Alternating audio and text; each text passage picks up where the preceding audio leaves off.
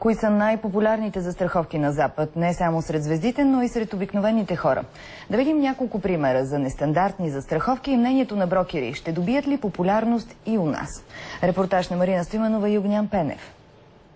Застраховането не е само каско и гражданска. Това българина все повече почва да го разбира. Едва ли ще ви изненада застраховката на домашен любимец и още повече след като тя съществува и у нас.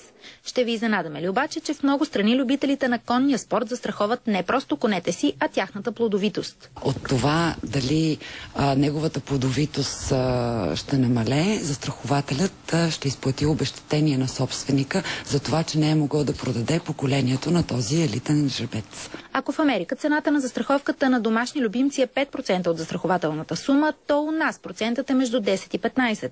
Според брокери това се дължи на слабото търсене от страна на стопаните. В Англия една от най-популярните сред жените застраховки е тази на тяхната красота.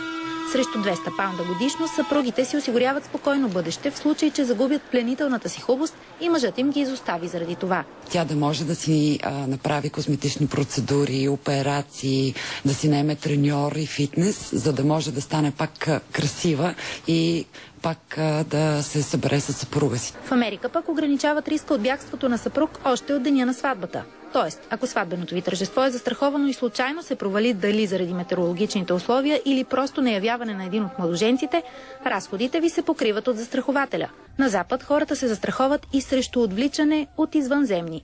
Премията в Америка може да достигне милиони долари. Нали такива хора, които се застраховат? Ами да, всъщност се оказа, че от статистиката всеки един на 500 човека е пожелал да си направи такава застраховка. Иначе към по-сериозната част. Според брокери в България има голямо търсене, но малко предлагане на застраховки срещу отвличане, тероризъм и риск от масови безредици. Имаме много запитвания от наши клиенти, които биха пътували в момента в размирните райони в Африка и Азия и Средния изток, но застрахователите категорично отказват да сключат такива застраховки и да поемат риск. Брокери твърдят, че в повечето клаузи на застраховките живот и злополука като изключен риск фигурират именно отвличанията, тероризма и последиците при масови безредици.